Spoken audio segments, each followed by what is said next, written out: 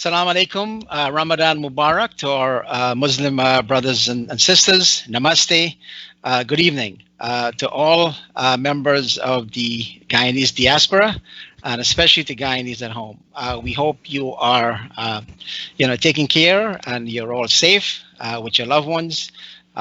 So tonight we would like to bring you another episode, and this episode is being brought to you by Globespan 24/7, which is run by Nohar Singh and a technical team headed by Devin out of Queens, New York. So just to put things in perspective, we would like to continue with the discussion we had over the last 2 weeks. We have been talking about the evolution of the ethnic problem in Guyana, thus the title of our show, A Nation Divided.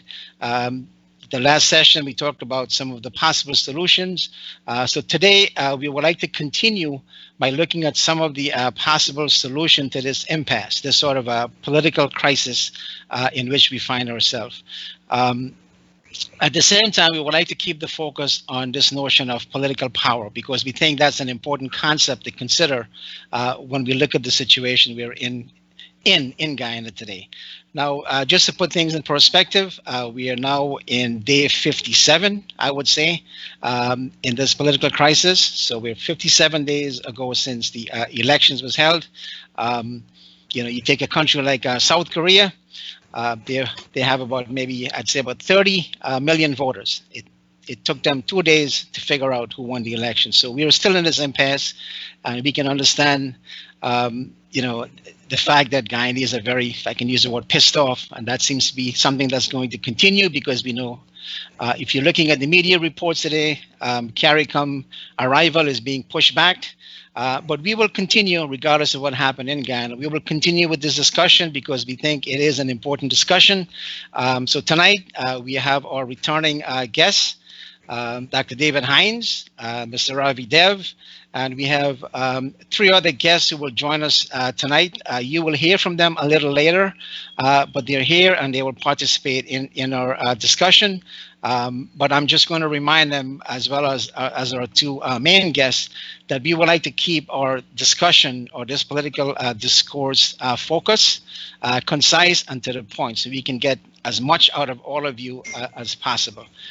So let's go back to our 2 guests, main guests tonight.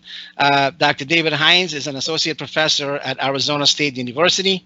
He specializes in Caribbean and African diaspora studies with an emphasis on race and ethnicity. He's authored several books, and he's published a number of articles in academic journals. David is also a very active member of the WPA. He has been there for about 40 years. He's well known as a newspaper columnist. As I said the last show, David was also arrested under the PNC regime. David hails from the historic village of Buxton. Mr. Ravi Dev, Mr. Ravi, can you guys hear me? I can't see David. All right, David is on now. So just a little bit of technical snafu, so hopefully we can correct that. I just introduced David Hines, so let me just say a few things about Mr. Dev. He is a BSc in economics. He's a member of the New York Bar.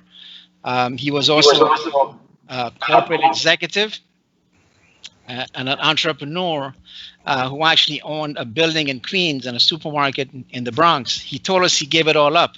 At least that's what he says, to return to Guyana. And in Guyana, he was a member of the Jaguar Committee for Democracy, which was active before the 1992 election. And as a member of ROAR, he was leader of ROAR, and he was also a member of parliament. He writes for the Guyana Times, and Mr. Dev hails from Iflat pasture. All right, so now with the introduction of those 2 gentlemen, let me just say a couple of things about Ferland. Ferland, you've seen him on social media. He's a philosopher, and he's many things. Michael Philander is a biologist, a student in Guyana. Robert Coffey is a co-founder of the Socialist Workers' Party. So these gentlemen will help me to try to get some answers from our 2 guests tonight. So, gentlemen, let's get right into it. So my first question is to Mr. Dev, since the first question that the last time went to Dr. Hines. So Mr. Dev, here's my question to you. Let's say if we can resolve the scenario in which we're in Guyana, let's say by some miracle we have a verified count and a winner is declared, whether it's a coalition or the PPP. Can you play out the scenario as to what can possibly happen at that point in Guyana?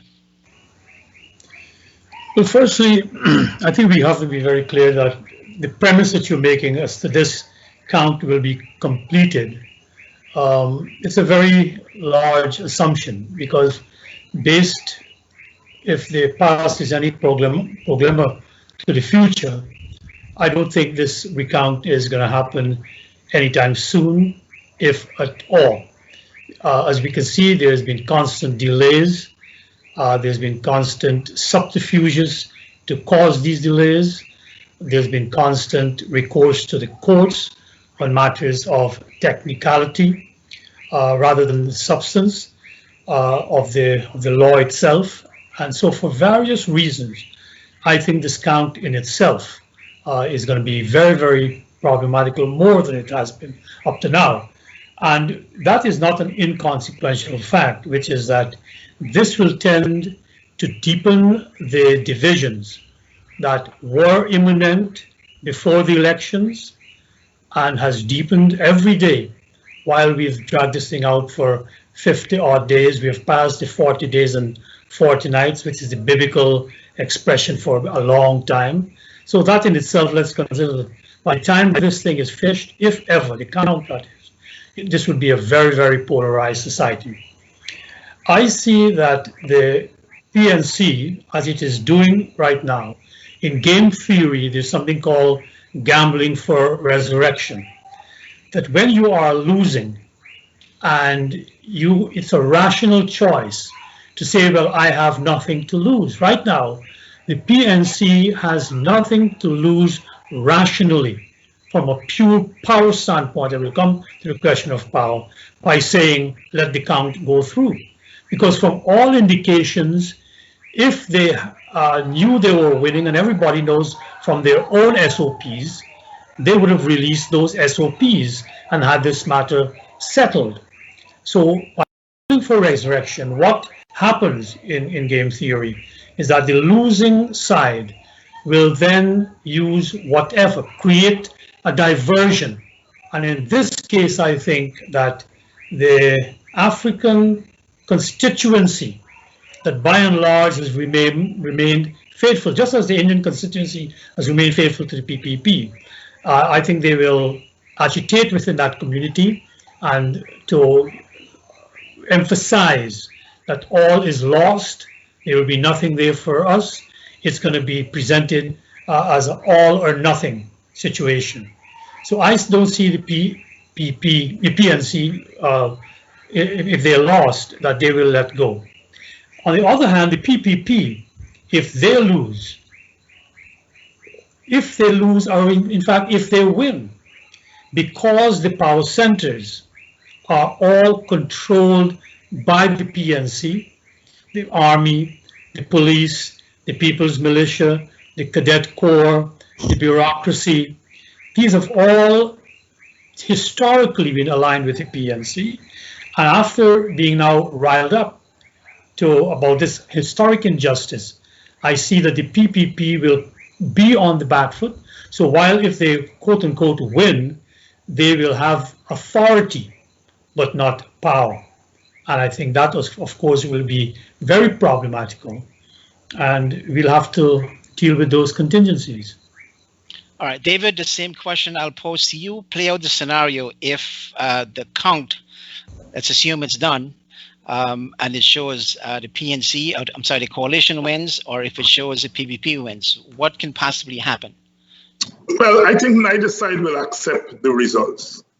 That has been known before the election, although we try to ignore it by holding on to our democratic forms.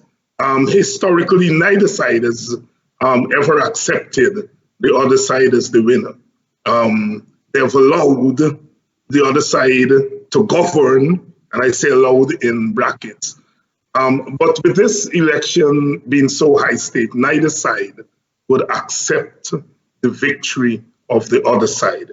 I don't want to say what I think would happen because in the atmosphere that we're in, people interpret your prediction of what will happen as if you are saying and willing people for it to happen. So I will stop there and I will say neither side would accept the result of the election. At the moment, both sides are claiming they're winning. We don't hear the coalition side much because they're not as loud as the PPP. And so therefore, we tend to think it's only the PPP which is saying that it's winning. The other side is saying it's winning. Both sides are saying it's a disputed election. The PPP is disputing Region 4, and we tend to hear that because it's very loud. But the other side is disputing Region 2 and Region 3 and Region 5 and Region 6. I have said a long time ago, it's a disputed election, and it's a dispute that is not, in my estimation, going to end well. And I'm not single on that. The Prime Minister of Trinidad said so. He said this is not going to end nice.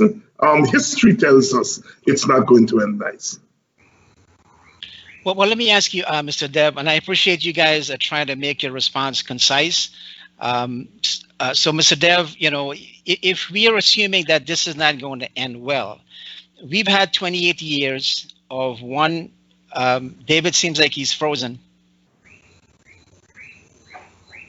All right. Hopefully, David can hear us. But yeah, I am hearing you. Okay, because your screen seems frozen. Yeah. So my question to Dev, and I want to go back to a scenario here. There's something called institutional memory, right?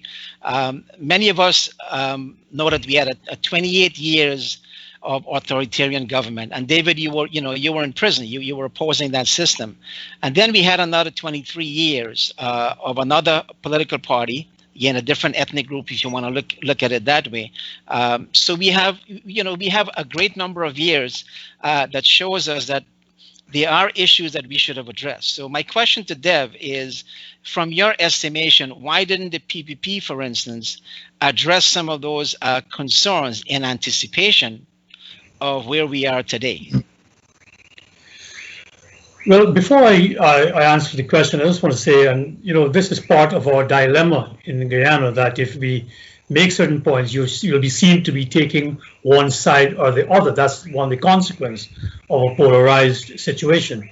But when David said that neither side has ever accepted the other winning, that's not really true, because in 2015, the coalition of the PNC/APNU with the AFC did win that election.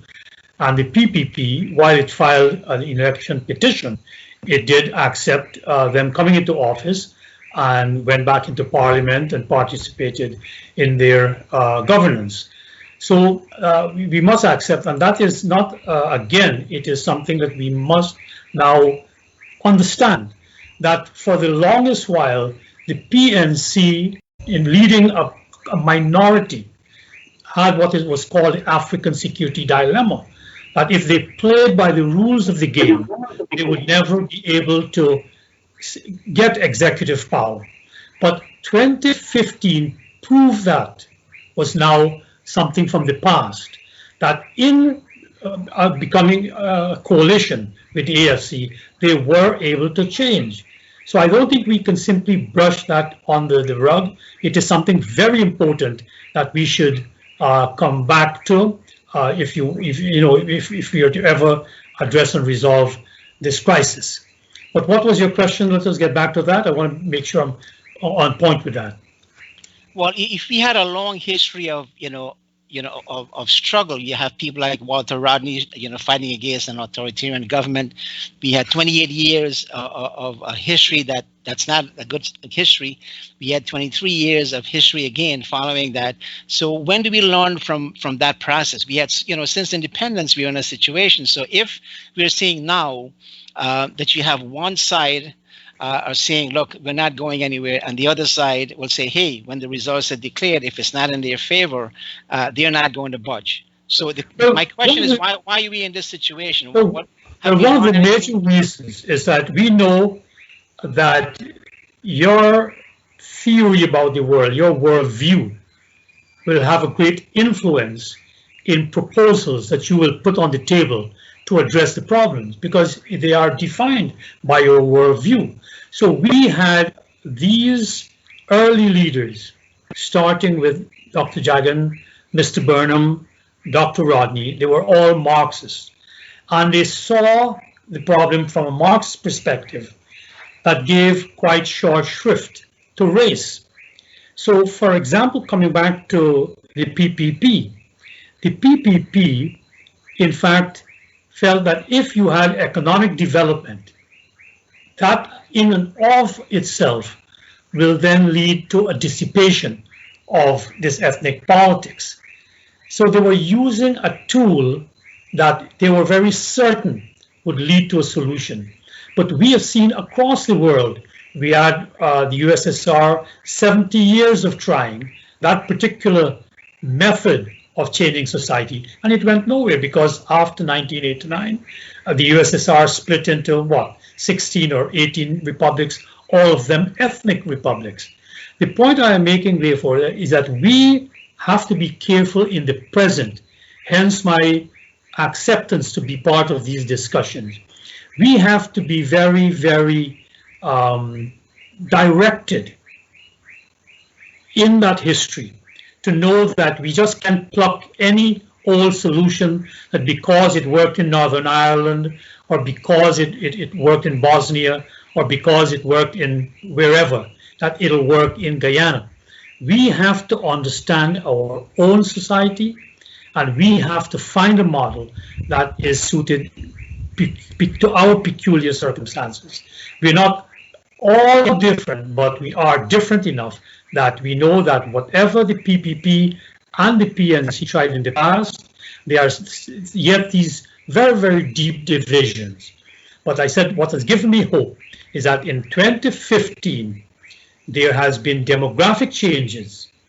You know, the quantitative demographic changes, I think, are leading to qualitative changes as to how we see each other. And that is something I'd like us to pick up on after I finish, maybe later in the program. All right, so I want to come back to this question of political power. Max Weber talked about, he kind of defined power in the sense that a government has power when one, that government is seen as being legitimate, right? Whether it's through an election, which is generally the case, right? Secondly, that government should have control over the institutions of power, whether it's the bureaucracy, the army, and so on, to implement its power. And the third thing has to do with its ability to deliver resources. So my question to David, I want to come back to what you had written about in your one of your columns that raised a storm.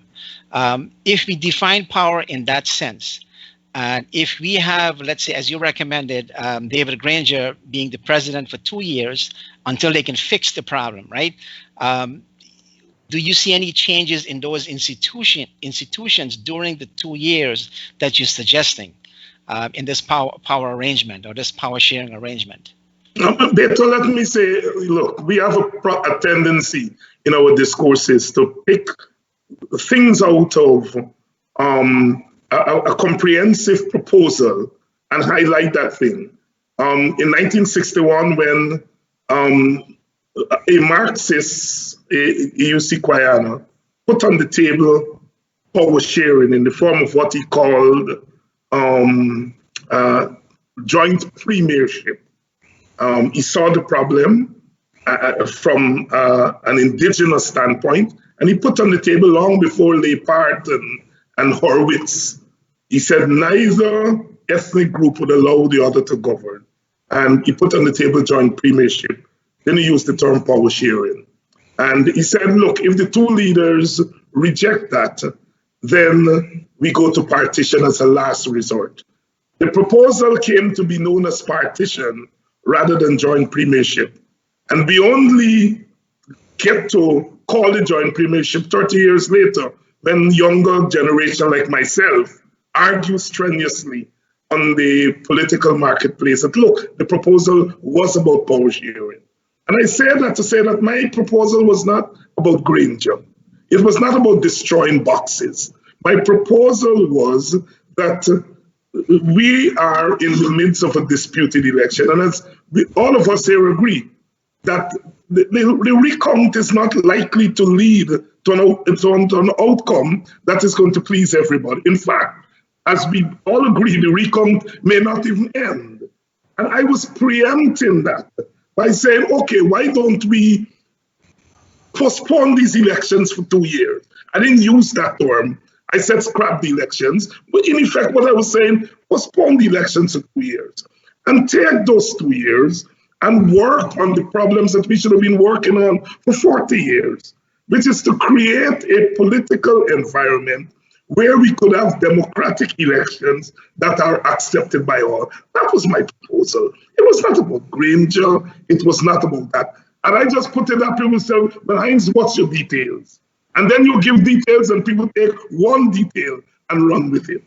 So the question here is whether the leaders and the society are ready to make that leap. I don't know. From the time I made my proposal to now, I can conclude that I don't think they're ready. At least, certainly, the PPP has made it very clear. PPP and their supporters, they said, we're not ready to talk about fixing problems. Count the votes, have a result, and then we may talk about that. The other side has been silent. So one can conclude that they're not ready for my proposal. All right? As I said in an answer to Sister Arjun last week, when the PNC was in power and they were not counting the votes, eventually we arrived at a solution for that time before counting the votes.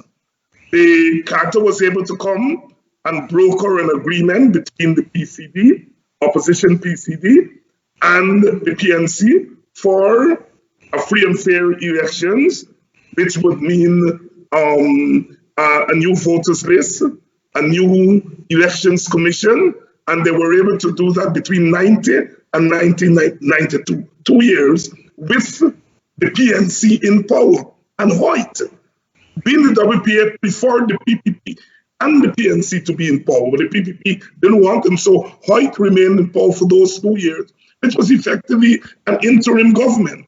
And we were able to get a new elections commission, a new voters list, and then we went to elections in 1992. So the model of counting the votes before a solution, we didn't use that in 1992. And I am not sure that in 2000 that model will lead us anywhere. I think we've got to broker a political solution, and all the leaders have to be ready to do that before we move forward. In 1992, they were ready. The PNC on the Hoyt said yes, the PCD said yes, and they were able to broker an agreement. In 2020, I'm hearing the PPP say no, and I'm hearing nothing from the coalition. So I'm not hopeful. But you see the dilemma here. I mean, we've had so many issues in the past and we try to address them. But in 2015, we had a change of government. And in 2020, based on preliminary, results from what I'm seeing, it seemed as if the coalition did get crossover votes. And it seems like the PPP did get crossover votes. So my point is, if this was the game, this was the rules of the game that you entered into, as you did in 2015, why not play by the same rules in 2020 and then change the rules because one side feel that the election is not in their favor? You see the problem? You're asking me that question. I have no stake in that. That's the question you should ask the PNC and the PPP, and I'm sure they will tell you they're playing by the rules. But David, what I'm saying, I am not giving a lot of credence to crossover votes and all those things. In 2015, we did not have crossover votes. we had Indian Guyanese who voted for the AFC. Crossover, it meant they had to go to the PNC. And as shown, once they got into power and they saw that the PNC was controlling that coalition, they withdrew and went back. Crossover means that you have to have a critical mass of voters who are crossing over from one ethnic party to the other.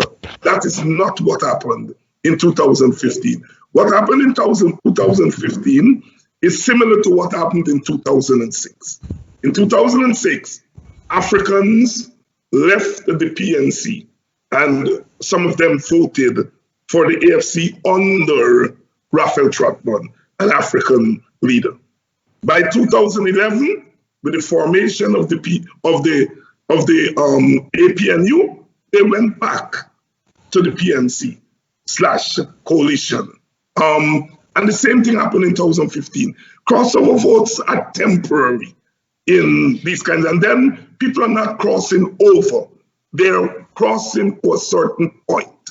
During the civil rebellion under the WPA and led by Rodney, Africans participated in undermining the coalition in the WPA, not the PPP. Okay. And when elections came in 1992, they left the WPA and went back to the PNC. Similarly, Indians who come to the WPA in 1992 went back to the PPP. Let's go back to 2015. Let's go back to 20. But that's not really true for 2015 because according to Moses Nagamutu, he says he's bringing in 11% of the Indian votes to win that election. But here's my question to you, and if you can answer this briefly, and then we'll move on. I mean, listen, as the moderator, could we have a bit of an equal exchange here? Could I have a go at the question? Do you want to take a shot at that? Go ahead. Well, it's because I thought that's what we're trying to do here, to have a kind of a discussion where David is representing one, let's call it tendency, and another. I think what we are seeing here, David, and I think I would like you to please give it how do I put it, the attention that it really deserves. That in politics, as in all social institutions, matters are not static. They are changing. They play out in history. So what we are seeing here is from the very beginning, we felt that you have these ethnic groups competing for power at the center. And there were many proposals put forward to get them to have this collaborative effort. One of the suggestions, as I pointed out, that was made as far back as 1963 by the British, was to introduce proportional representation, even though they wanted to get Jagan out, but their rationale was a valid one, which is proportional representation allows minorities to vote for their own, and therefore coalitions could be formed. Forbes Burnham used the opportunity in '64 to form a coalition because of the demographic and because of the electoral system.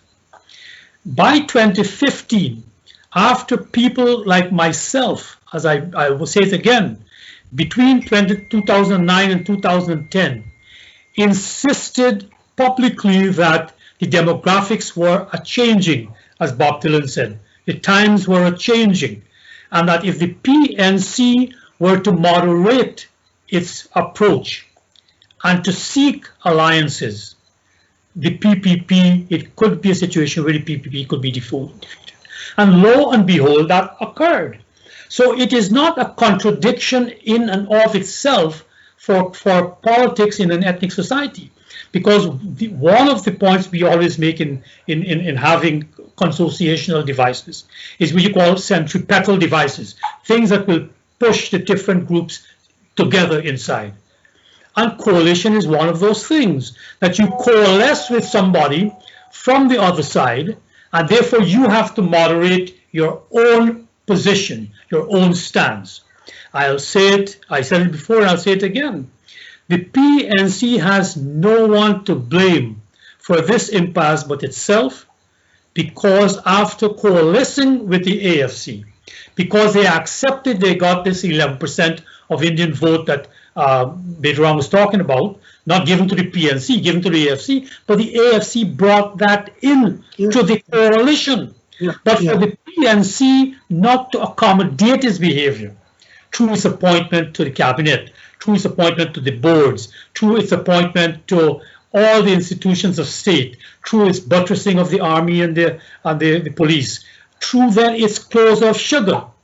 It was totally not only blind, but it was totally, I would put it, contemptuous of the concerns.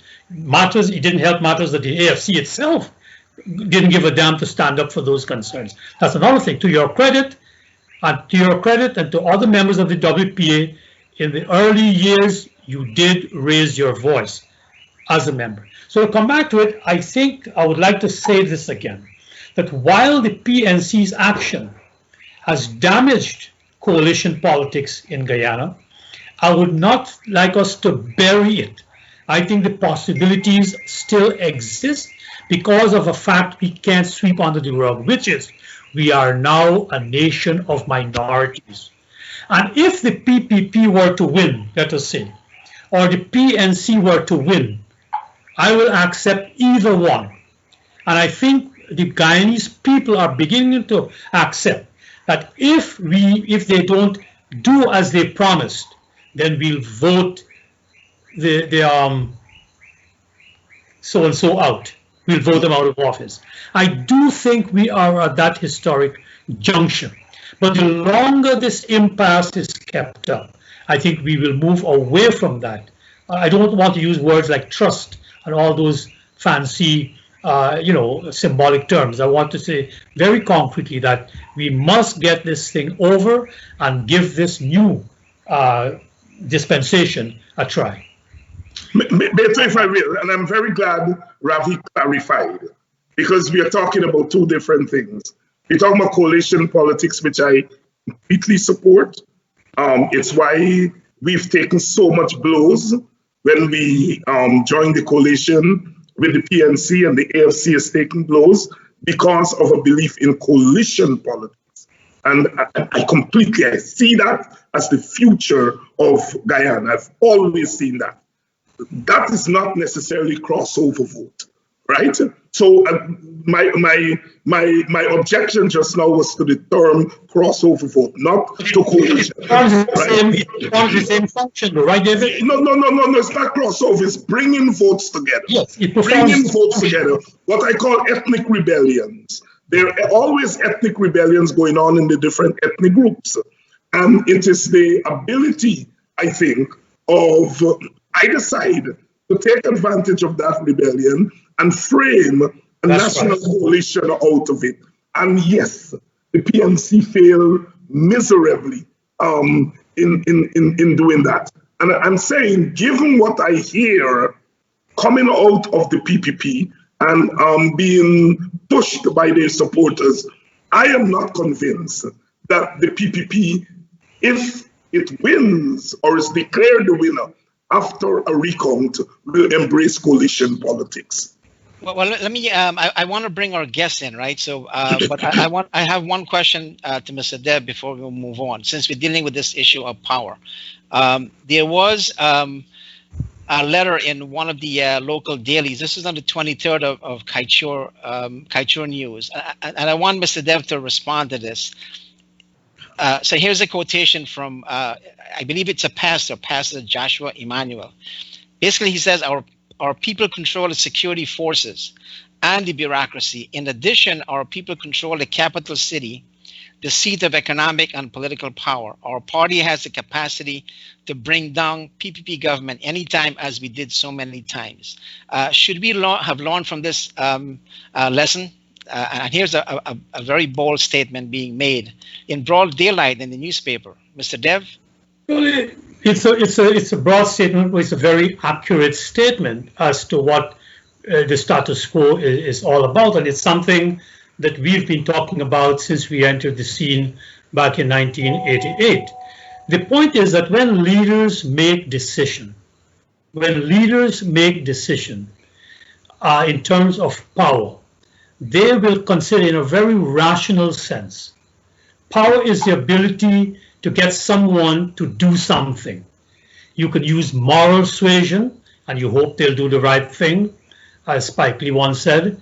But more crucially, you will consider what are the power resources you have behind you. And if those power resources give you the option of stonewalling, which is what the PNC always had because of historical circumstances and because of what Mr. Burnham did during his turn at the wheel that he huffed, as we say. The present administration has those institutions at its command, as Mr. White said, as the kith and kin. So in evaluating what his response, the PNC response will be, they are pretty sure they will have the backing of those institutions, because I don't think Mr. Granger has to call those individuals in GCOM who would look at the other side or do a little bit of skullduggery here or not. And this is not, I wouldn't say they are evil people, but this is the nature of ethnic politics. That when matters are placed that this is the survival of quote unquote your people, people will flex, and we must not be surprised. I'll tell you this, as I mentioned before, during what was called the African Freedom Fighters based in Buxton, when Andaye and people like David Hines said, not in my name, there were calls for that to wipe them out. And when the army was sent in, many people, including myself, was opposed to that. And people wondered, why would Ravi Dev not want the army to go in and clean up? But you were talking of sending an institution whose members were drawn from not only the same social strata, but from the same ethnic group, the same elements there, to go and tell them, shoot them, do what you want to do. And you are now going to put your army under a set of circumstances where their loyalties inevitably will be pulled aside by magnets.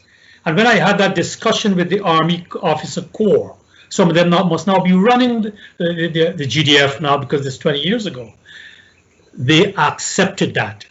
So when certain army patrols didn't go after and shoot certain bandits, you get me? It's not that because they are evil. We have to understand what we're playing with.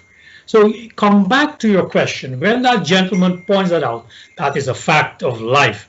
And we as Guyanese people must accept that the PNC is being rational. As I said, they are practicing what is called gambling for resurrection, expecting that they have those cards in their hand. I will ask for a minute to respond.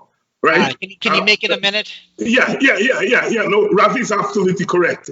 But Beto, you should have also quoted from numerous testimonies, which from Indian Guyanese, who are advocating that agriculture and food and the economy be used against African Guyanese if the PPP, if the coalition were to be the winner, to use Indian dominance in the agriculture sector, Indian dominance in the commercial sector, in order to do the same thing that man said Africans should use. Look, both ethnic groups are located in key areas of the political economy, and both ethnic groups have shown a capacity to use their location in order to undermine whichever government is in power. Many people are today amazed at the two independent dailies which are now lined up behind the PPP. And Africans tearing their head, the hair of their head. We don't have a black newspaper. All right.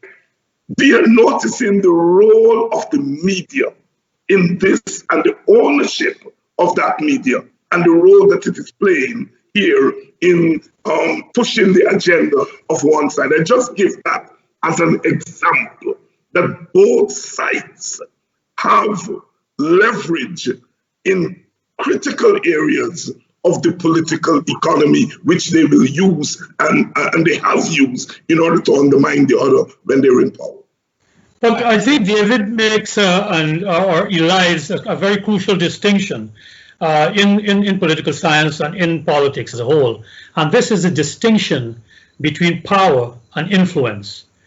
When we talk about power, as I said, power is ability to make someone else do something outside of their will, whether they want to or not. And those institutions that are controlled by the PNC, the state institutions, they have been given legitimacy by the state to do that coercive act. So, for example, if a policeman pulls me over and hauls me to Leonora Police Station and tells me sit on that bench, which happened a few months ago, whether he is right or wrong, I had to obey because literally they could shoot me. They have the, as the waiver said, they have the ultimate sanction of death over the citizenry.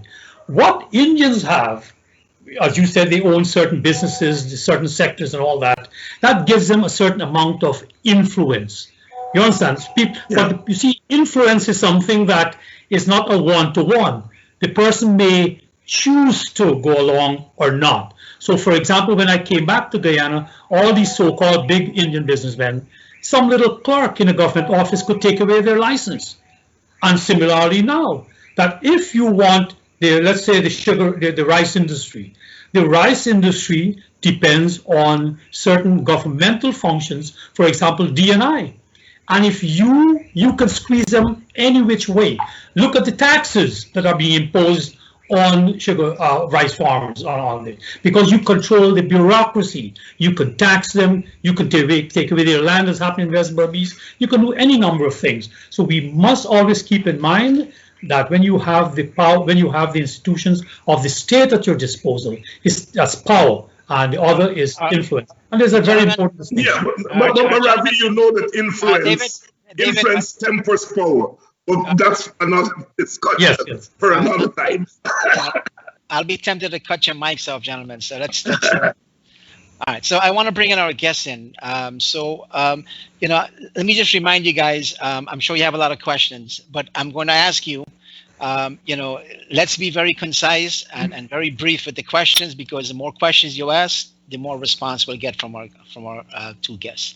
All right. So Ferlin, you're first. Thanks. Dr. Hines, you've been quite the controversial figure lately, and I myself have responded to your very controversial letter that you issued, the one where you made the statement about destroy those boxes, preempt the elections. There are a few things within that letter I want to ask you about, and I haven't noticed anyone specifically in the public forum that has addressed these questions besides myself. But to make it publicly known for our audience, I want to read just two very brief quotations that you made reference to in your letter. You said, the post-1992 democracy was characterized by a most dangerous ethno-domination by the elites of one ethnic group and extreme marginalization of another. I assume you mean that the most dangerous ethno-domination by the elites of one ethnic group, I assume you were referring to the PPPC. And when you speak of extreme marginalization of another, I assume you're speaking about Afro-Guyanese in relation to the Indo-led PPC. Now, further down in that letter, and I'm going to conclude at this point, you said, many African Guyanese blame the African Guyanese leadership of the WPA for overthrowing our own dictator and empowering the dictator of another ethnicity to once again enslave African Guyanese. Now, I'm also assuming here that when you say overthrowing our own dictator, you're referring to the PNC reign prior to 1992, the Burnham era, and having that Burnham era be overthrown with this PPPC post 1992 elections. My question is this: you called for power sharing in that letter, and I'm curious to know, why would you want power sharing between two political parties who have contributed, as you say, to the enslavement of African Guyanese? The answer is simple. Those are the two parties the people vote for. Indians vote for the PPP, Africans vote for the PNC. You know, other parties like ROAR and WP and so on put ourselves forward. They don't vote for us, they vote for them, right? So you have to have power sharing between them. It's strange that you're asking parties that operate as historical enemies to share power, but that is what we have. If you look at all ethnically divided societies, they have to make peace among themselves. It's the Palestinians and Israelis have to make peace. You can't wish them away. In the same way, we can't wish the PNC and PPP away. They're there. The electorate has shown no propensity for moving away from those parties. I think what has happened from time to time, there are ethnic rebellions within the parties, within the party's bases. And it is up to us who are keen political people to spot that and try to push it in directions so that we can have a kind of ethnic peace. But above and beyond everything else, you have to deal with those two parties. And that is why coalition is inevitable. And Farlin, I've only been controversial among Indian Guyanese. Right now, African Guyanese love me. They didn't love me before 2020. I was controversial to Africans between 2015 and 2020. And Indians loved me because I was beating up on the government they didn't like. After 2020, when I'm not beating up on the coalition anymore, Black people like me. And Indians think I'm controversial. It's not about me, Farlin. It's about the society that we live in and the way in which ethnicity determines when you're controversial and how you're controversial. I'm not a controversial person, but ethnic environment, I become controversial depending on my viewpoint and whether it sits well with one side or the other. So, David, we can say that you're speaking for all Africans, not just. No, I'm not speaking for all Africans. African Guyanese have always had problem with my worldview, starting with Guyana, coming through Rodney period, right down to the present period. Our tendency has always been problematic for African Guyanese, although there are times when they embrace our worldview. But I'm not speaking for African Guyanese. Okay, because I'm a little confused because I know Rohit Kanai, in one of the recent articles, he said, according to David Hines, Barnum people and Aquinas people are now one. So I don't know if that's the reality in your. Would you want me to respond to that? You can come back to that. I want to get to Michael. No, but you introduced it, Beto. I'll give you a chance. No, you introduced it. All right, you want to take. All right, go ahead. Right. Why don't you answer that and we go back to that statement was made when some of us in the WPA, when the APNU was first formed in 2011, we visited the African villages on West Coast Bobis.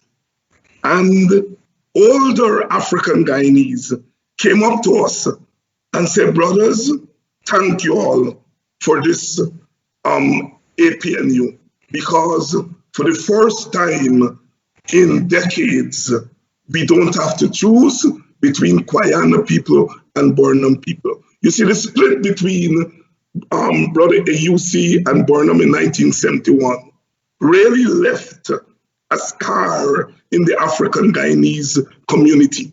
And they saw the coming together of the coalition as that. My brother wrote it as a way of reporting, you say something. All I was doing, I was reporting what Africans told us. All right. So let me get back to Michael. And did again, I clarify that for you, Beto? well, you're not doing it for me. You're doing it for the audience also, right? Because I'm just one person. You quoted No, no, Rohit as an no, authority. no, you did. You clarified that for me. Thank you. Thank you. And again, let me just remind our guests, we want to be very brief with the question.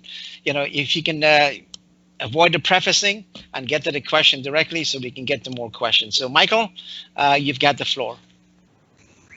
Okay, so good night, everyone. My question is directed to Mr. David Hines. I'm sorry, Dr. David Hines. So this question is based on, well, Walter Rodney's ideology of the centripetal force that Mr. Dev touched upon last time was in bringing the labor force together. And that struggle in there and would have ultimately brought both ethnicities together from a labor perspective. So my question to you is, why was there not more done on WPA's behalf when the sugar workers, they got laid off and there wasn't any solution for them to go on to anything different? I don't get your last part of your question, the sugar workers part. Yeah, so my question to you is that why did WPA not play a major part as it relates to like providing something else for the sugar workers who were laid off to go to? Because in essence, that would have been a labor struggle that could have probably united the WPA people with the East Indian sugar workers in what Walter Rodney was basically advocating for many moons ago, as in relates to labor struggle. First of all, you have to be very careful about Walter Rodney and who you get your information about what Walter Rodney. Walter Rodney has written and spoke extensively. And as a young person, you want to go and examine Walter Rodney's total praxis. Ravidel found an interview that Walter Rodney did in 1970, in which he addressed directly the question of race and class in Guyana. And I will share it with you because I think young people like yourself should read it to really understand Walter Rodney. When Walter Rodney was in Guyana from 74 to 80, he didn't raise the question of Black power, although he is the leading Caribbean theoretician on Black power. And I want you all young people to know that. He has a book that's called The Bible of Caribbean Black Power. It's called Groundings with My Brother. He came to Guyana and that work was done. The issue in Guyana was not an issue of Black power. It was an issue, as you correctly said, it was an issue of African Guyanese and Indian Guyanese working people having an authoritarian government that was succeeding in oppressing them as a class, right? And so he intervened at that level. Now let me come to the workers. Rodney's long dead, and the sugar workers. Dr. Clive Thomas, who was part of the commission set up by the government to recommend what to do with sugar, recommended to the government that estates not be closed. I repeat, Professor Clive Thomas, a co-leader of the WPA, recommended to the government that sugar estates not be closed. You can tell from there that the WPA was against sugar estates being closed. The rest is not our history. All right, so let me go to our third guest, our next guest, Mr. Robert Coffey. So again, I'm going to ask you to keep it brief and let's get to the question. Thank you. Hello, everyone. Thank you for having me. And thank you, Michael, for raising that very important question. And I would like to re-raise it because I feel it's unanswered. Because Michael is asking a very important question that gets to this issue of that Walter Rodney speech of the question of race and class in a Guyanese context. Now, before Mr. Dev said that he felt that the Marxist analysis gave short thrift to race in Guyana. But we have to ask the question in the concrete historical circumstance of 2020, how do we make things different? And Michael is asking, why wasn't the opportunity taken by the WPA for a bottom up struggle as opposed to government intervention to unite those sugar workers, maybe with all those teachers who went on strike? And I think it's very telling, for example, that Mr. Dev, part of his biography is as a business owner, right? So what are your interests as a business owner, Mr. Dev, and what are your interests as an actual member of the sitting government, Mr. Hines, in this question of race and class in a Guyanese context? Well, let me answer that because I think when the closure of Wales occurred, because I live on West Coast, Wales on West Bank, when I was in Roar, we had launched a sugar union because we felt the sugar workers were not being well represented. And we had over 5,700 signatures. And I won't get into the details, but we were stymied by technical issues, just like what's happening now, to stymie the will of the people. But be as it may, we had a lot of contacts in Wales. And we made two initiatives on an individual. First of all, I'm in no way, shape, or form have any relationship with this government, nor with the PPP, as a person who comes to the table with a business background. I got in touch with, when Wales occurred, now I want to say the background of Wales. Wales is a very historic sugar estate because fully 40% of the Wales workers are of African descent. People think of sugar as being all Indian. Secondly, Wales has the largest number of farmers, African Guyanese farmers, who are cane farmers, who supply the 30% of cane to Wales estate. So you had an opportunity to bring together the working people of Wales, at least, consciously so, to see their real interest. What I did as a business person, through my contacts in India, I got in touch with a sugar owner, a family that owns sugar estates in India, Maharashtra state. And they have a model in Maharashtra state where the workers they lease the land and they produce the sugar cane. The factories are owned by private interest, and there's a corporation that does all the other tasks like getting fertilizers, transportation, and all the other tasks. I got in touch with this individual, Mr. Deshmukh, and he made an offer for Wales Estate. Myself, my friend Nigel Hughes, ex-leader of the AFC, and Dr. Surendra, who was a member of the AFC and at that time the chairman of the NIS. And I asked President Granger for a meeting that we could have this model work for Wales. He put us in touch with Mr. Gaskin, the business minister, and Mr. Holder, the agricultural minister.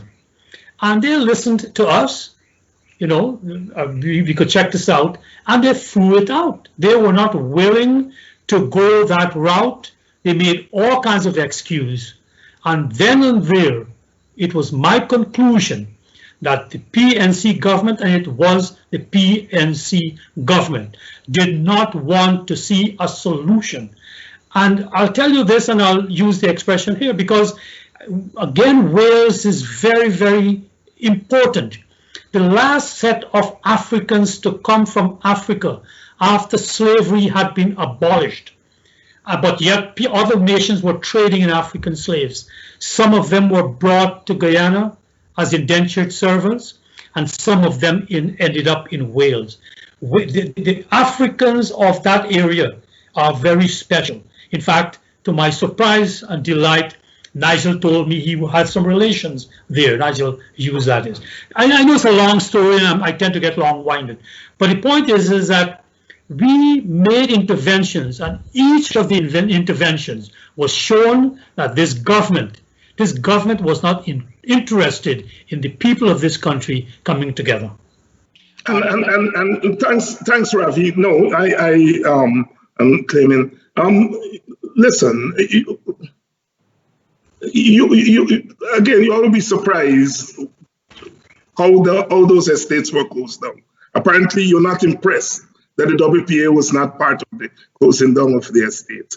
Apparently, you are not impressed that three elders of the WPA, Andaye, Moses Bhagawan, and Kwayana wrote a public letter on behalf of the protesting on behalf of the sugar workers that the closing down on the estate was not correct, and it was having an ill effect on the sugar workers, in effect taking the government to task. David Hines himself went to Wales with Christopher Ram to take relief to the sugar workers, and a journalist from the Guyana Times interviewed me, and the results of those interviews are in the Guyana Times. I'm asking you all to do some research before you ask, because you're asking, presuming that the WPA did not protest against what happened to the sugar workers.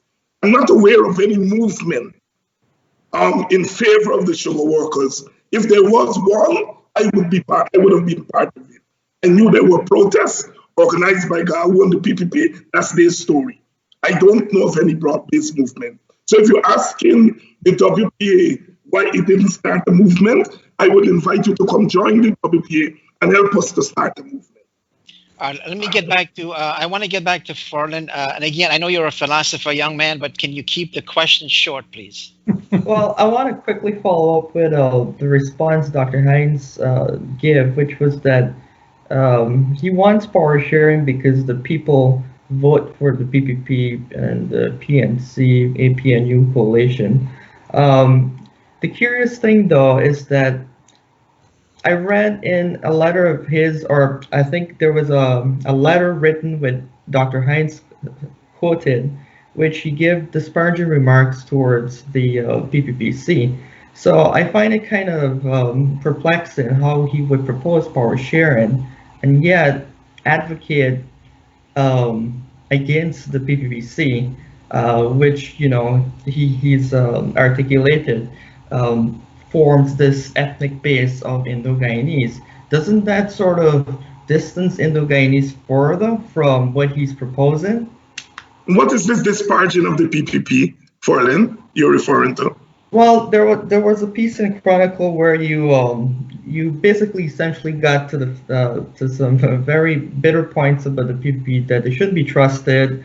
They're very opportunistic. Those were the sort of sentiments that you get after reading your comments. So I'm just curious whether, I mean, in a power sharing framework, would you, Dr. David Hines, be part of that power sharing between a PPP, C, APNU, AFC government? I am not interested in office. I'm not. All right. I am interested in people, and I'm interested in our country. As far as disparaging remarks, I'm equal opportunity person. There are probably more disparaging remarks against the PNC you will find from me than the PPP. Ferlin, my opposition to parties it's not opposition to their supporters. I oppose the Black Party. Put my life down for it, for that opposition. And I oppose the Indian Party. I'm opposed to governments that do not do the right thing. In fact, they tell me that I defend Black people against Indians. When Mr. Granger went to BV, and in my estimation, spoke down to Africans, I tell you, you're wrong. I'm an equal opportunity, all right? I made it very clear on the eve of the election that I wasn't voting for a party. I didn't vote for any party. on March 2nd, I said in the column the day before that I was voting to give poor people a path, a path. I thought then that the coalition stood a better chance of giving us a path to a government of national unity. And it was on that premise that I voted for the coalition. But David, correct me if I'm wrong. You're a voter, but you were also a member on the list of the coalition. Yeah, I was a candidate. I was a candidate. So you can't be very impartial if you're a candidate, right? So I can be impartial. I can be impartial. Nobody directs David Hines what position. No party, including the WPA, can tell David Hines what position he must take on those issues. I am independent. I belong to a party. I support a party, but I am not imprisoned by parties. Not me. Like Charandas, huh? Like Charandas. But that would make both of you Judases. Well, I've been called Judases by all and sundry.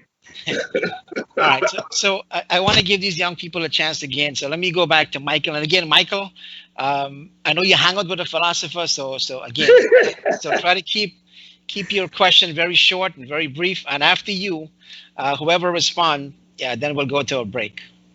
Go ahead.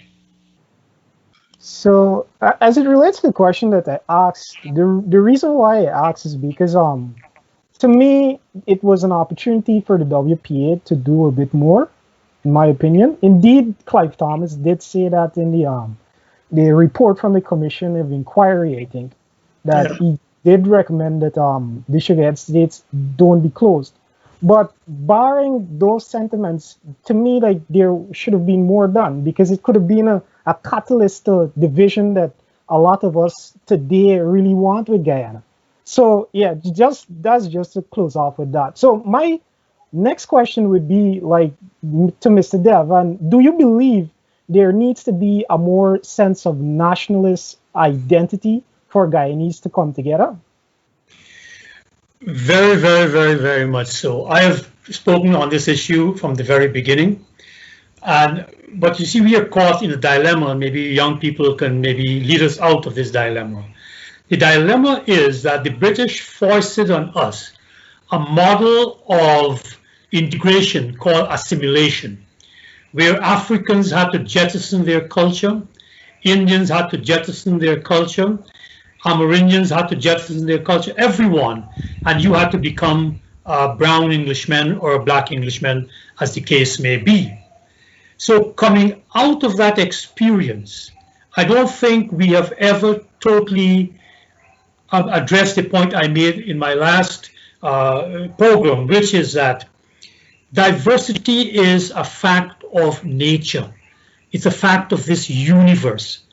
And to say, e pluribus unum, out of many there be one, no, it must be we are many.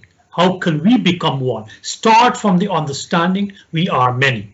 So if we start from that premise, I think we will, from the very beginning then, always ask the question, am I inclusive?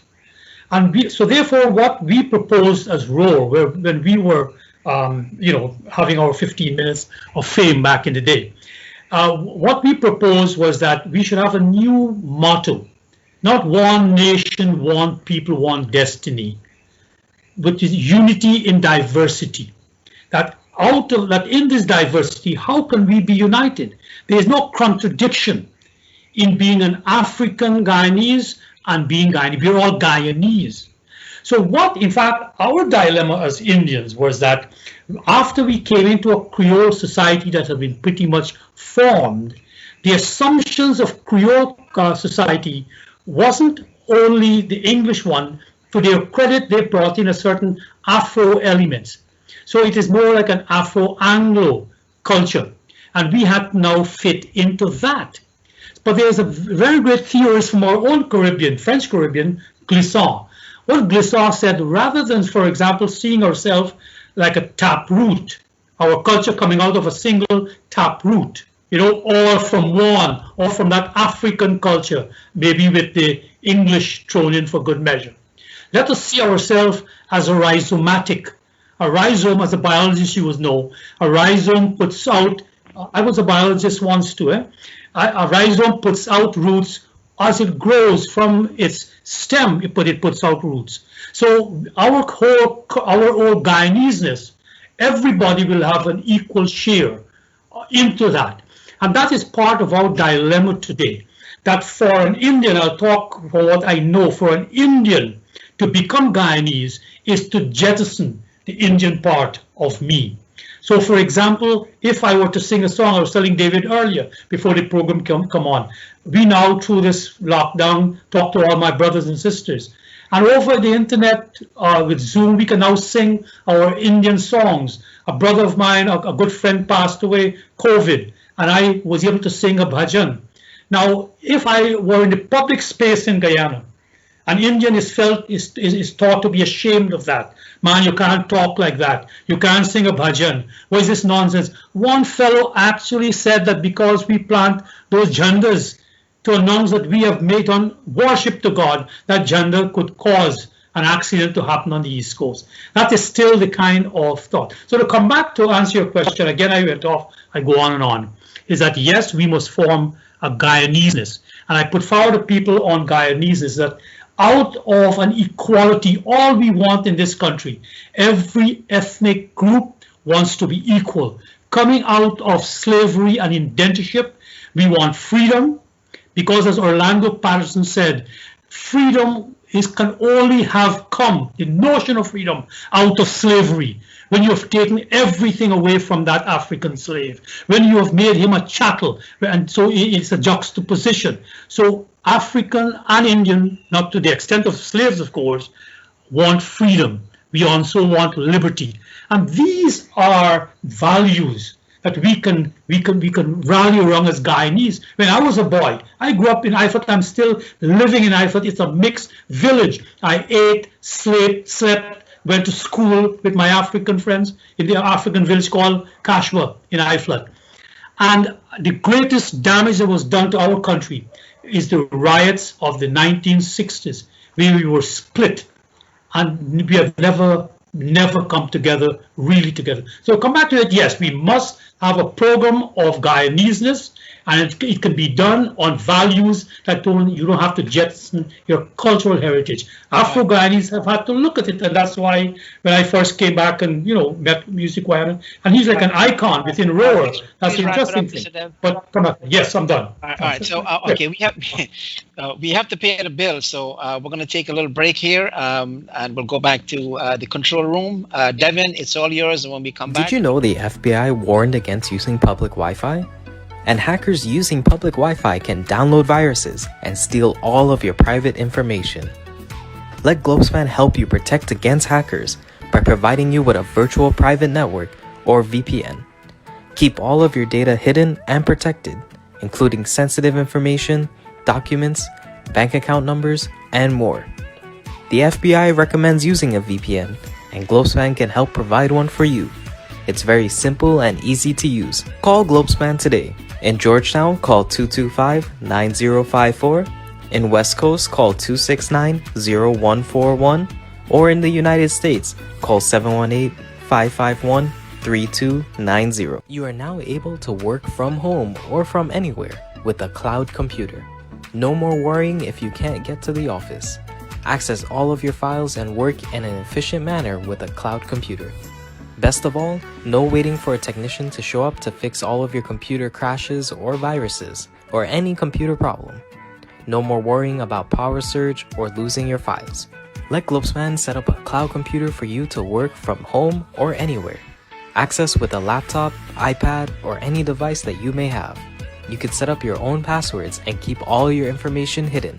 Globespan will set up all the antivirus programs, automatic backups, and configure a computer to fit your needs.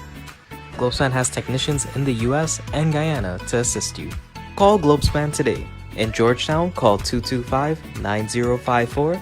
In West Coast, call 269-0141. Or in the United States, call 718-551-3290. Let's go back to Robert. The next question is from Mr. Robert Duffy. He had to leave. Mr. Robert actually had to leave.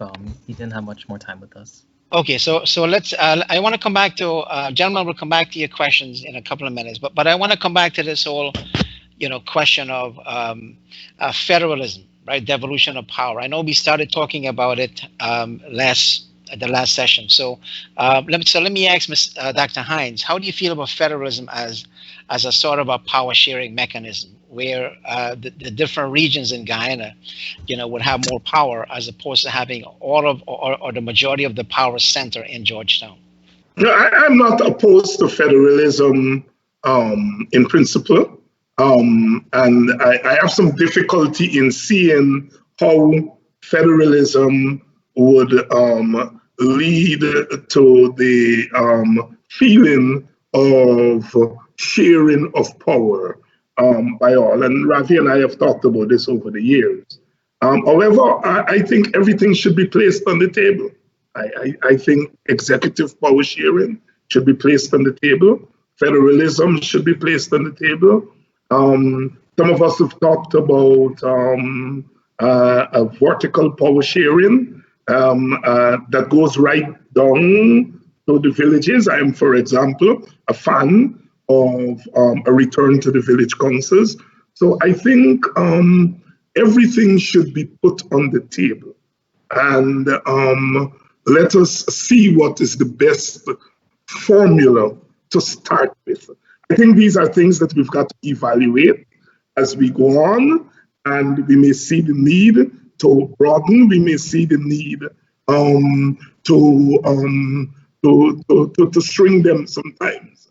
We may also, at some point, see the need to end power sharing.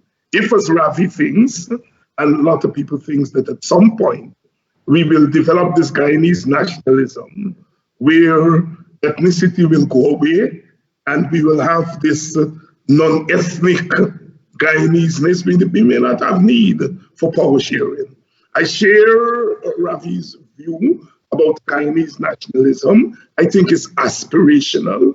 For me, I prefer the motto, many people, one destiny. We have not attained nationhood in the cultural sense. We live in a nation state and so forth, but in the cultural sense, we've not been allowed to go back to 1953. The UC Guyana, Martin Carter, and I think Rory Westmus may have supported it, proposed to the PPP leadership that they do not try to win the 1953 election, that they try for a minority, and they use their position in the still colonial government at that time in order to work among the people and to develop the inter-ethnic solidarity that was there. The majority, it seems, went against that proposal. They won the election, and we now know the rest is history. I come again to 1961 when Guyana again proposed that they have joint premiership. Both leaders rejected it, and we know the rest is history. We have a history of sometimes going ahead of ourselves in terms of political correctness, and then pay the price later, and then blame something else. This problem has been there from the time our peoples start coming to what is now Guyana. The circumstances in which they came, the time in which they came, these factors have led us, and we are guilty. We are guilty of not paying enough attention to bringing our nation together, doing the work on the ground, in bringing our nation together, having these conversations that we're having here. And we've put more store on electoral politics. We're about to make the same mistake in 2020. We are looking for an electoral solution alone and not paying attention for other solutions that are put on the table. And I think we are running the risk of kicking the ball again down the road, but this time with worse consequences than before. So, Mr. Deb, you want to respond to that? Because I know you have been a proponent of federalism. Well, two things. One would be that I think events have overtaken us is one. Then the second one is the whole matter of choice. Right now, talking about federalism and power sharing and all these other notions, we're like the old scholastics of medieval times arguing how many angels could dance on the head of a pin, you know. It's immaterial. Will the two sides accept any of this? Because at this juncture, this is where events have overtaken us, which is that we have come to me at a happy juncture, which I never thought would have happened because so many Indians have immigrated. Indians have moved from 51% in 1980 to less than 39% today. We are now a nation of minorities. And if the PNC were to win, they cannot win it with just Afro-Guyanese votes. They will get maybe all of it. Similarly, the PPP cannot win this election with all of the Indian votes, if that were possible, which I don't think it is. So what it means, therefore, at long last, we are presented with a fait accompli, which doesn't call for too much theorizing. What it calls for, if the PNC had done what it could have done when it went into coalition politics, which is to treat its coalition constituents with respect, I don't think we would have arrived at this pass right now. So what I'm saying, let us have this election, let us have the results of this election.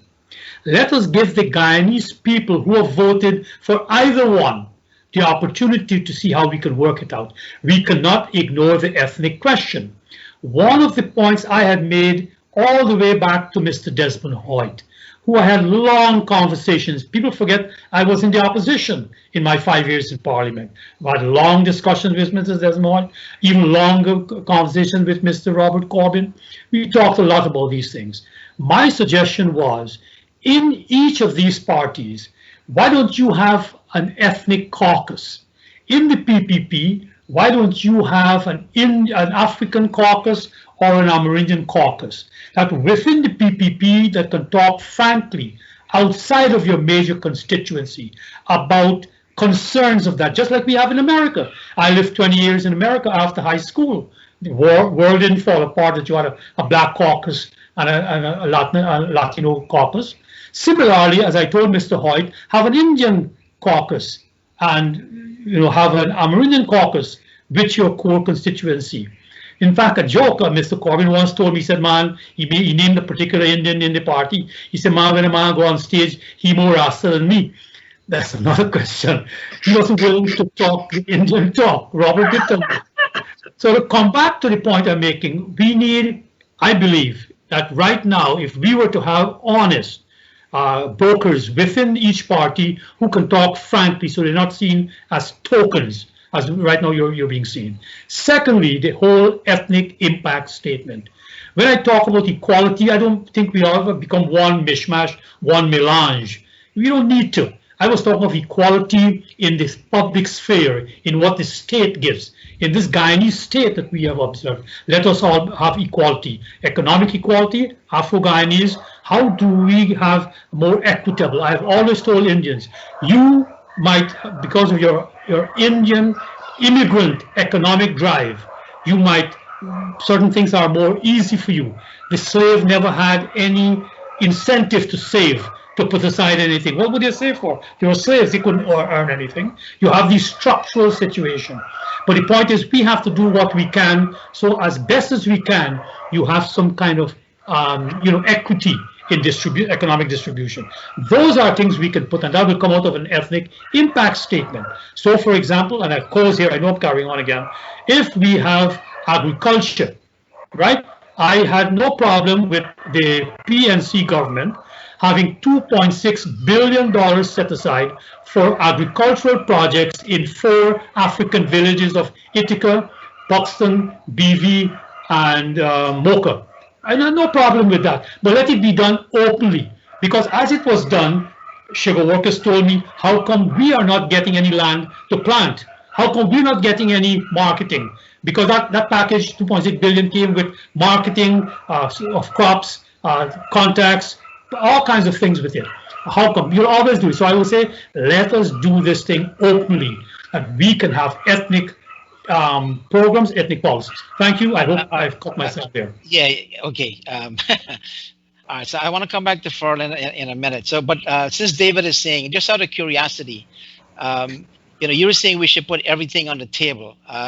Should partition in the modern sense, in terms of, let's say, for instance, South Sudan breaking away from Sudan, should partition also be on the table? No. Okay. No, absolutely not. Absolutely not. All right, so let's go back to Ferlin. Again, can you keep your question short, because we're coming, close to the end. So briefly. Right. So I find it kind of unfortunate that most of the power sharing discussion has been focused on empowering already empowered politicians, call them the political class. And I don't see any factor being considered for the average Guyanese, the citizens, the people who empower these selected few people into government. So my question is very general here, and it comes back to what Mr. Dev is talking about, proportional representation. Is there, I mean, people vote for parties, but it's the political parties who elect the people's representatives.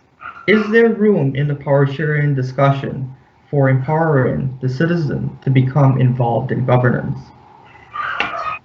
Yes, there is, and we have made, and there are many changes. You see, the literature is very vast out there. We have to see where the shoe pinches for us. Take, for example, the list system that we have in proportional representation. The list system that we have in Guyana is an open list. So you have a list of candidates, and the leader can choose which of those candidates goes into parliament. Now, everybody wants to get into parliament of their 65 candidates. So they will do whatever the leader wants to get into there. Secondly, once you get in there, everybody wants to be a minister. So they will do their darnest to follow the line, toe the line. And secondly, legislation was introduced to prevent crossing of the floor, to have Charandasas. You get me, if Charandas had just mentioned that he wants to vote against it, he would have been thrown out there. He would have been a fool if he were to have told the party. And people put up as a great, how to put it, a sin on his part. How come you didn't tell the party? Well, the party would have thrown him out. The point is that we can look at the list system, make it a closed list, which is that the list that is put up tells you the order of preference, depending on the number of seats, who will get into parliament. Make it a closed list or open list? I believe it's closed right now, so it should be open. Well, it will reverse, right? Maybe I'm miscategorizing. But the point is that it should be the one where in the order that you are presented, that's how you get into parliament. It takes away that kind of make or break godlike power of the leader. The second one, and we tried it in 2000, which is, and I was part of that, Roe presented a whole constitution to the committee. But one of it was to make geographical representation. So from 65, we went to 25, must be geographically chosen. But we didn't follow through with that. They're not really chosen geographically. They come from a list. The theory of geographical representation is that within, you call it a multi-member constituency, let's say like West Coast, where I'm from, right? You should have people competing from West Coast separate outside of the party. You understand? And you will be able to choose one of those. And there's electoral changes you can come. I don't want to go on and on, but there's alternative voting where you can have that. If I can give it a preference, okay, this is my number one choice, but this is my number two choice, number three choice. So if all the number one choice, nobody gets over 50%, you then go to number two. who was the next popular leader. So that in a sense, it is a centripetal device which tells people to moderate your rhetoric and all that. So there's many of these things that we put on, but for what I will tell you, you're young, and I wouldn't want to break anybody's mind, as they say. We try this. I quit my job in 1988, right? Never went back, never really worked for 32 years. And these two parties, as David said, you're not going to get rid of these two parties. The people have chosen, that's the nature of ethnic politics. So their core will remain. We'll have to find ways of influencing the parties so we can't be too radical in what we are suggesting. It ain't going to work. It won't be accepted. It's not going to get off. That's one of the lessons that I will. Let's go have incremental change. Let us start with whoever is elected, let them go into office, and let us now make them change within their structures to let people have some power. Gentlemen, somebody forgot to feed the dogs. There's a lot of barking in the background. So let's go to Michael. Can I take a stab at Farland's thing? I'll be short. I'll be short. And I join with Ravi Farland. Yes, we're talking about power sharing among the elites. In my book on power sharing, I discuss horizontal power sharing among the elites, and then we talk about vertical power sharing the elites and the peoples in their communities. They've put on the table federalism, persons like myself put on the table a return of village councils and so forth. Here is one of the fortunate thing, Farland. We have a lot of literature on power sharing in Guyana. Starting with Guyana, I will recommend to you that you go back and read Guyana's original document from 1961. It was printed in something called The Villager. I can share it with you. Coming right through, we have a lot of literature. And I think young persons like yourself should engage that literature, right? Literature from the PPP, literature from the PNC, the WPA, from Dagan, from Guyana, from people like Sherwood Lowe, from Ravi Dev. There's a lot of literature. And sometimes when we speak, we assume that you guys have engaged that literature. So the reason we don't talk about empowerment at the bottom, because the immediate discourse is what is before us. But we have done that. We have done all of that work. It's just about now engaging the politicians and letting them understand that there is another opportunity to reach for something different from what we have. I read those literature. All right, so let's go to Michael. Can you, again, please keep it short? Yeah, so as it relates to East Indians, there is a sense that the caste system is basically partially responsible for the racism on that part, basically. So my question to Mr. Dev is like, what would you like see being put in place to mitigate some of that? Because like it would be from a more cultural standpoint if we go on to that basis. So like, how would we, like, as citizens, well, as an East Indian person, move away from that is being important? See, that is one of the red herrings that has been unfortunately thrown into the Guyana discourse. There's a great amount of literature. I don't think, I'm amazed that people could ignore it as to the formation of race. We could start with our own Eric Williams, who talked about race in the Caribbean, race and slavery.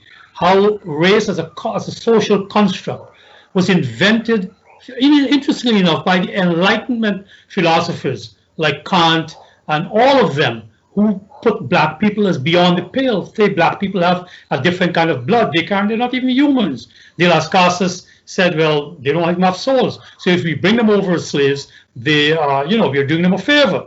We're exposing them and they might want to have a slave. And I'm always amazed, for example, at African Guyanese. Look at this Christian history on our still, anyhow, let me not go down that road right now. But to come back to the point I'm making, race is a social construct that was created out of the European Enlightenment and all of humanity, in fact, all of nature. There's something called a chain of being. a chain of being which is from the very top. You know who's at the very top of the chain of being? A white man. And as you go down now within the races group, you have the African as lowest among humans, because when they finally concede the African was a human. So Indians now, and some of them are very proud to say, well, I am brown. You know, we now have accepted degradation. But that is a Christian notion, this whole chain of being, because it gives you a hierarchical mindset. Somehow there's a high, there's an intermediate, there's a low. So let me take away that whole thing of it, because in India, for example, there's a fellow named Macaulay, who in 1832 wrote what is called the Macaulay Minute, to impose a hegemony over the Indians using racial categories. So this became imperial policy throughout the empire. So for example, they founded 4 universities in India, when they then divided up Africa later in 1882, you know, the division of Africa. They did the same thing, and we have our Queen's College, which you attended, and we had the Queen's Royal out in Trinidad, where they would make us brown and black Englishmen. But in that hierarchy, we are always second class. And when we accept it, we are second rate to this day. So to come back to the whole notion of the caste system, caste is a notion that developed out of India, that had thousands of years of history, of their own history, with the Mughals and all of that. So I don't want to use a whole long discourse, but to our credit in Guyana, when we came, all of us, we got rid of caste, because you were all thrown into a plantation where you were all catching your tail, as we say. I still live in the house where my dad came out of the logis. I was the last of my siblings who was born in the logis and came here. So this whole notion of caste, you know how my wife is of Brahmin origin, I am of a lower caste origin. That is gone. I know that because I'm, as a historian, we went to the archives and you look it up.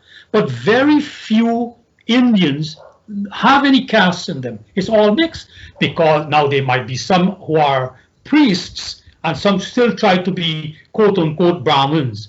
But it's a dying breed, very few. The majority of even the Pandits, the priests, they call Purohits in Guyana, are all of non-Brahmin, because you don't know who you are. So that notion of people still having caste playing a role is totally irrelevant to this discourse. Because, for example, when I went to India, and I've gone there very often, they will go left, right, and sideways, trying to find out what caste I am, by my name, by my this, by my that, you know, your practices. They don't know. I don't know. Well, I did. I went to the archives. But the point is, so to come back to it, I think that's something, come back to the Guyanese-ness. Just like how Africans, we don't know, even if you're Africa, you don't know if you're from Ghana, you're Yuri from Ghana, or you're Igbo from Nigeria, Eastern Nigeria. All of Western Africa was brought here. They became one ethnic group, similarly the Indians. And a lot of that old baggage has been jettisoned. I'll close with this. As late as 1937, there was something called the Arya Samaj movement.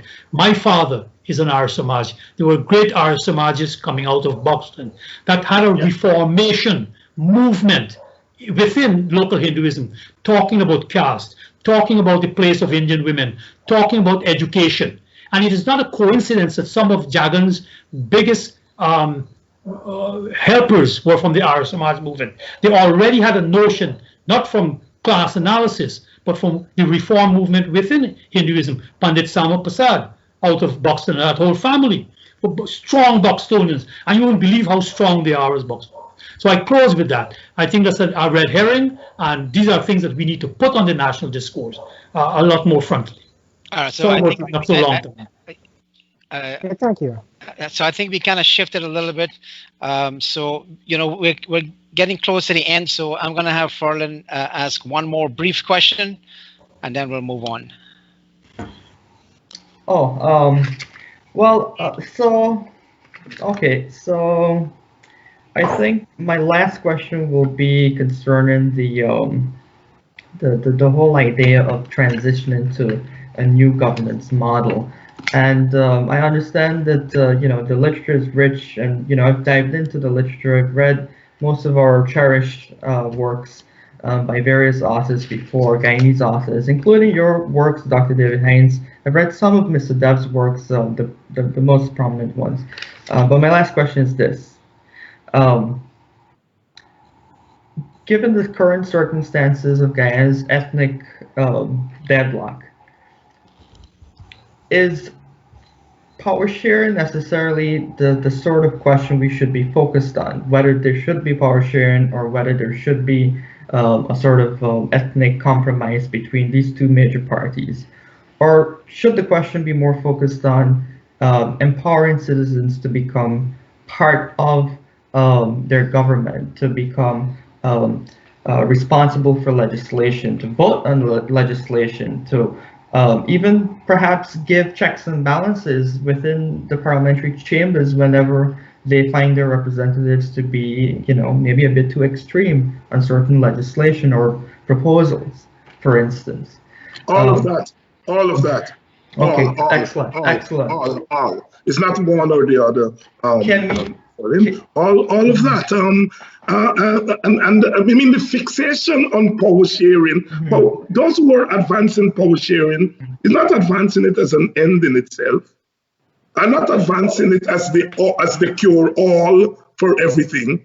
It's advancing it as a formula to give us a space to do all those things that we're talking about. We're not able to do the Westminster checks and balances and empowering the people to think that we're not able to do those things because of the ethnic divide. And so we're trying to find a framework in which formal Western democracy, which we've inherited, can operate. The fact is that those things you're talking about, checks and balances and all those things, are part of the Westminster form of governance. And they've not led to anything positive in Guyana because of the ethnic barriers. So when we talk about power sharing, we talk about a mechanism to give us space that we can have elections, competitive elections, and not wait 60 days for a result. That we can have competitive elections where all the participants accept the results. That we can have a form of government where all ethnic groups feel that they have a say and a stake in. Those things that you're talking about is where we want to go, but we want a path. And so power sharing, executive power sharing, is seen as that path, not an end in itself. Let me follow up on Ravi. And I'm calling Guyana name a lot tonight because I think his contributions to the discourse on ethnicity and race in Guyana are underrated and not properly studied. Guyana introduced a concept in 1998 called no guilty race, in which he was the only prominent African Guyanese, after Ravi Dev and a group called GIFT had mounted an investigation into Indians who were beaten on the streets of Georgetown after the 1997 election. And Guyana welcomed that investigation because he himself had done it in the 1960s. And he has called for it right now, and Freddie Kisoon has taken him to task for doing it, right? And out of that came a book by Guyana called No Guilty Race, in which he introduced the concept. And he argues in that work that both races or both major ethnic groups have been aggressive to each other. But there have been moments in our history when they have come together in solidarity. And so in the end, he's arguing, saying one race is guilty and the other one is innocent is unhelpful to a national solution. Hence the notion of no guilt race, accepting the fact that there have been moments of aggression against each other. So Guyana has constantly been looking for a path out of this dilemma. Does it mean All right, David, can you please wrap it up? I'm wrapping it up. Does it mean that we do not embrace the notions of Westminster democracy and so on? We're arguing that has not led to a solution. It has not led to the kind of harmonious society. In fact, it has undermined our harmony. We see on the cricket field when a Chandra Paul goes out there with the baton in his hand, he makes us all become Guyanese. Or a Carl Hooper going out there and dancing down to the Australian spinner and hitting him for six. They make all us of Guyanese. It is at the political level that undermines those openings for the kind of national unity that we're talking about. And so what we're looking for is a path. It's a path that allows for the ownership and security of all ethnic groups in Guyana. All right, so we're coming. So Dev, I'll give you a chance. 1 second. So we're coming to the end of our show here. So I want to thank Michael and Ferlin for being with us, and of course Robert, who left earlier. And hopefully you can join us again later. But since we're coming to the end here, we're going to close. But I'm going to give Mr. Dev a chance to respond, if you can do it briefly, and then make a closing statement. And then I'll come back to David to make a closing statement. Well, I'll use my term to make my statement, to respond, and also to make a closing statement. First of all, Mr. Quayana, in his book, No Guilty Race, was a repost to my paper, An Etiology of an Ethnic Riot. Yes. And with all due respect to Mr. Quayana, who we have the greatest of respect for, as I pointed out in the public discourse, he really was fighting a straw man. He created a straw man. I never said there was a guilty race. He created a straw man and did a good job of destroying that straw man. But as you know, we don't do that. It's not done. But to come back to the point that Ferlin is making, this is where I think, there's something called the Occam's razor. Let us not make a solution too complicated than is necessary to what the circumstances demand. I come back to the point that history have given us a situation where we are now a nation of minorities. Neither of the two parties can win without, whether by a coalition bringing in votes or through people voting for the party. In whichever way, they have to reach across the ethnic divide. Let us now try this new opportunity that has been given to us. Because if you act rationally, you want to come back into office, you would not want to shoot yourself in the foot, which is what the PNC did. So I don't want to again cast too much aspersions, but it's unbelievable what Mr. Granger did at his turn of the wheel. But I would like to believe that we can now go forward. And as Mr. Ferlin is saying, let us focus on actual helping individuals in ways that they could understand.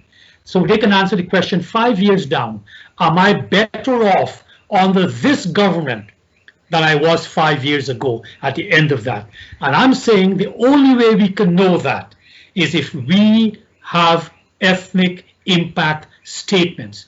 Because as I say again, I'm not touting for the PPP, but all the household income and expenditure statements from 1992 to 2006, the last one we had, show that Afro-Guyanese progress in the same manner out of poverty than all the other groups. And the only group that was left behind are the Amerindians. But we must do that more often. Let us measure where we are, and in going forward, what are the impact? And sometimes we have to not do maybe the economic thing, because we have to do the ethnic thing. So if, for example, I once had a conversation with Lincoln Lewis. Yeah, Lincoln and I used to talk. I went up, we go to Critchlow College, and we talk about the same problem. How can Afro-Guyanese benefit from agriculture? So he told me, said Ravi, Afro-Guyanese, let us say we open up agricultural land in the intermediate savannas. They're not going to go like you have Blackbush Polder and do that. We have to create a township because blacks are socialized to live together to a little party and what have you. It's not stereotype. That's where they are, he told me. And therefore, the form of the agricultural development, you'll have to take into cognizance African cultural habits coming out of slavery. So what I want to say is that we'll have to look very and tailor this to improving actual people. God has given us the opportunity. You wouldn't believe it now that oil has gone negative in price, but we have an opportunity after we come out of this to have the wherewithal to do all these things to help our Ghanaians. So my closing statement, I would say, it's you young people who have to now carry forward this discourse and persuade whoever gets into office that you can't neglect the other side. And if they are rational, they will do the right thing. Once again, to quote Spike Lee. David, closing statement? It is sometimes very difficult to speak frankly on the ethnic condition of our country, the ethnic condition of the various ethnic groups.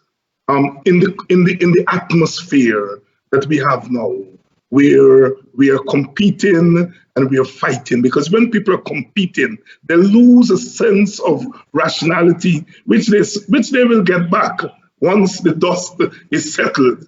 The thing. Listen, we are at a historical moment, and I'm picking up from Ravidev, the moment of oil and gas and the wealth, however small it would be. And for us to feel that we can have an election and not take into consideration that fact is to be fools. And we've been foolish many times. And my suspicion is that we're being foolish at the moment. Ignoring the subtext, sometimes convenient. I think a lot of people are conveniently ignoring the subtext. I can tell you from what's happening in the African Guyanese community. After slavery, the African Guyanese never get a deal, a real deal. The plantation owners jettison whatever opportunities that came out of the village movement in order to bring about empowerment for African Guyanese. Oh God, I have to call Kwayan again. There's a little book that's called by the UCM Kwayan called Scars of Bondage, which is a good read, right? Independence came, and the question of opportunity for African Guyanese again, to realize the dream of post-emancipation. And that got scuttled in the fighting, the party fighting. So some of the progressive ideas that were put forward under the early PNC were scuttled once the whole question of free and fair elections and authoritarianism came into being. And for African Guyanese, the coming of oil wealth is another opportunity for them to realize their dreams coming out of the plantation. All right? Unfortunately, all of this has now got caught up in this impasse that we have. And the way in which we are talking about the impasse as though these other things don't exist. I'm giving the African Guyanese narrative, Ravi will give Indian Guyanese narrative. But for us to behave as though these elections have nothing to do with those things is as dangerous. It's as dangerous as trying to create one winner over the other. We are making a big mistake in believing this thing is about some majoritarian democracy and some winner and some loser. But the point I've been saying, we have passed that. We've passed that. The contradictions have brought us to this moment. And it's begging us because it's pregnant with a lot of history. It's begging us, please, out of this impasse, let something positive come out of it. I have to be hopeful because I'm a Guyanese. I have to be hopeful because I come from a culture that is hopeful. If you are a slave, in order to be free, you have to imagine freedom. You have to imagine a new world. And we are trying to imagine something beyond this recount. And we are being shouted out and called all kinds of names. All right? But we, African Guyanese, we have constantly had to imagine something different. We are asking our Indian brothers and sisters to understand that if we think beyond the present, it is because we've always had to do that. Thank you. Well, gentlemen, we've gone way beyond our allotted time. I know it's late at night. I think it's past my bedtime, but I'm glad we have some young people here tonight with us. And I do hope, and I really sincerely hope, that we can continue with this discussion, because I think what we heard here tonight and in the previous nights, I think it is important that we have this discourse and we continue with this discourse.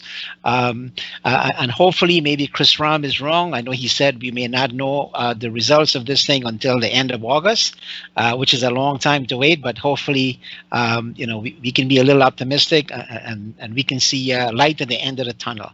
So with that said, I will invoke our national poet, Martin Carter, who said, if we're not all engaged, then we're all going to be consumed. So hopefully we're all engaged in this struggle, and hopefully we can see a better world somewhere in the near future. So having said that, all of you out there who are looking at this show, please stay safe and be well. And on behalf of Globespan, I'd like to wish all of you good night. Thank you. Thank you.